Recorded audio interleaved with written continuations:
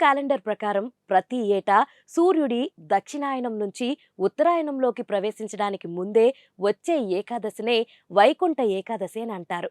పురాణాల ప్రకారం శ్రీ విష్ణుమూర్తి గరుడ వాహనంపై ముల్లోకాల నుంచి ముక్కోటి దేవతలతో కలిసి భూలోకంలోకి అడుగుపెట్టి భక్తులందరికీ దర్శనమిస్తారు. అందుకే ఈ ఏకాదశిని ముక్కోటి ఏకాదశి అని అంటారు. వీటి గురించి అష్టదశ పురాణాల్లో స్పష్టంగా వివరించబడినది. ఈ పవిత్రమైన రోజున స్వర్గమునికి మార్గం తెరుచుకుంటుందని చాలా మంది విశ్వాసం.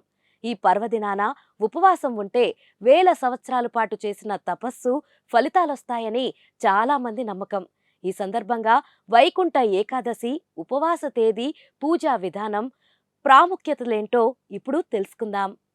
హిందూ క్యాలెండర్ ప్రకారం ప్రతి ఏటా సూర్యుడు దక్షిణాయనం నుంచి ఉత్తరాయణంలోకి ప్రవేశించడానికి ముందు వచ్చే ఏకాదశినే వైకుంఠ ఏకాదశి అని అంటారు. పురాణాల ప్రకారం శ్రీ విష్ణుమూర్తి గరుడ వాహనంపై ముల్లోకాల నుంచి ముక్కోటి దేవతలతో కలిసి భూలోకంలోకి అడుగుపెట్టి భక్తులందరికీ దర్శనమిస్తారు. అందుకే ఈ ఏకాదశిని ముక్కోటి ఏకాదశి అంటారు. వీటి గురించి అష్టాదశ పురాణాల్లో స్పష్టంగా వివరించబడింది. ఈ పవిత్రమైన రోజున స్వర్గానికి మార్గం తెరుచుకుంటుందని చాలా మంది విశ్వాసం. ఈ పర్వదినాన ఉపవాసం ఉంటే వేల సంవత్సరాల పాటు చేసిన తపస్సు ఫలితాలొస్తాయని చాలా మంది నమ్మకం. ఈ సందర్భంగా వైకుంఠ ఏకాదశి ఉపవాస తేదీ, పూజా విధానం, ప్రాముఖ్యతలేంటో ఇప్పుడు తెలుసుకుందాం. ఎవరైనా మోక్షం పొందాలి అంటే ఉత్తర ద్వార దర్శనం చేసుకోవాలని పండితులు చెబుతారు. మార్గశిర మాసంలో పౌర్ణమికి ముందు వచ్చే ఏకాదశినే ఉత్తర ద్వార దర్శన ఏకాదశి, ముక్కోటి ఏకాదశి, వైకుంఠ ఏకాదశి అని పిలుస్తారు. ఈ పవిత్రమైన రోజున అన్ని దేవాలయాల్లో ఉత్తర వైపు ఉన్న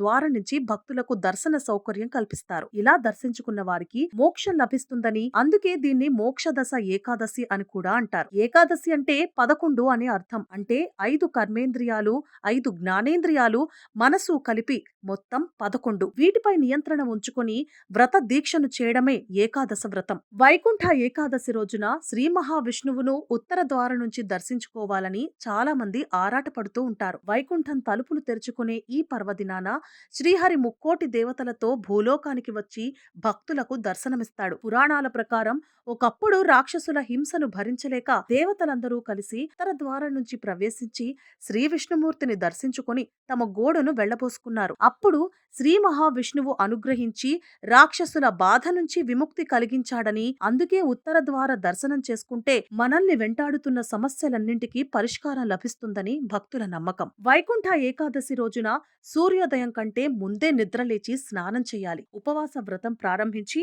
మీ ఇంట్లోని పూజా మందిరంలో విష్ణుమూర్తి ఫోటో లేదా విగ్రహం ఎదుట నెయ్యి దీపం వెలిగించి ధ్యానం చేయాలి. విష్ణు పూజ చేసే సమయంలో తులసి, పుష్పాలు, గంగాజలం, పంచామృతం చేర్చాలి. సాయంకాలం వేళ తాజా పండ్లను తినొచ్చు. ఏకాదశి మరుసటి రోజున అవసరమైన వారికి ఆహారం అందించాలి. ఉపవాసం అంటే కేవలం ఆహారం తీసుకోకుండా మాత్రమే ఉండడం కాదు.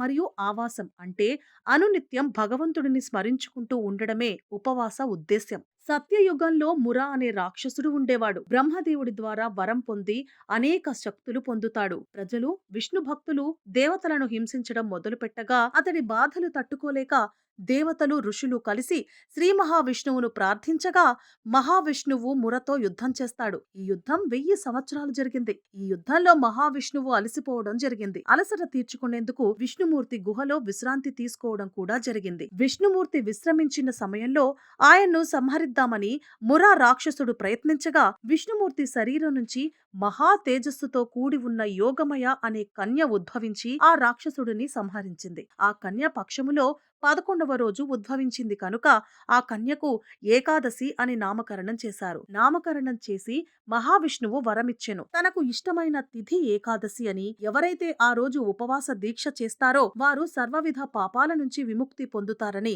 మహావిష్ణువు అభయమిచ్చారు. మానవుడు ఏకాదశి రోజు ఉపవాసం ఉండి పాప విముక్తులవుతున్నారని పురాణాలు పేర్కొంటున్నాయి. చూశారు కదా, ఇదండి ఇవాల్టి వీడియో. మరిన్ని ఇంట్రెస్టింగ్ వీడియోస్ కోసం చూస్తూనే ఉండండి దూతా మీడియా.